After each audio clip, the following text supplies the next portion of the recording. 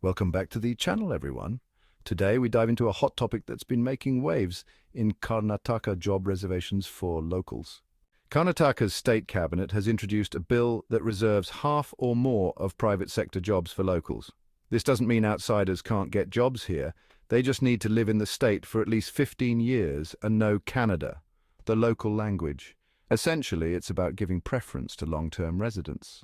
First, the constitutional lens. Karnataka isn't the first to come up with this idea.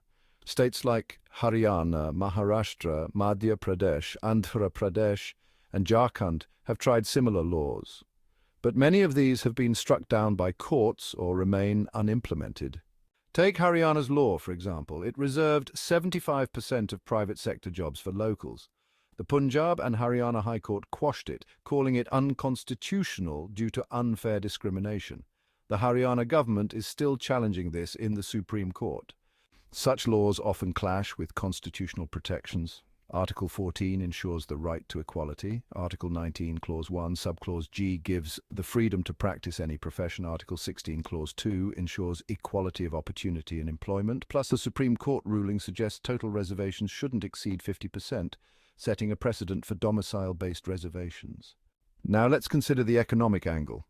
Hiring less qualified locals over more skilled non-locals can lead to a workforce shortage. Businesses might face increased compliance costs and hefty fines for non-compliance. Investment could also take a hit. Look at Haryana again. Its share of new investment projects dropped from 3% to 1% in just 1 year after introducing its reservation law, which was later quashed. In Karnataka, the real estate sector might suffer, as many mid- and senior-level employees from other states invest in local property. And what about the construction labor market? With 80% of workers coming from outside Karnataka, this law could disrupt a crucial workforce. Finally, let's examine migration trends. These laws often arise from political pressure rather than actual need. Take Maharashtra. Despite locals holding a significant majority of jobs, the government still pushed for more local representation. According to the 2011 census, only about 4% of India's population lived outside their state of birth.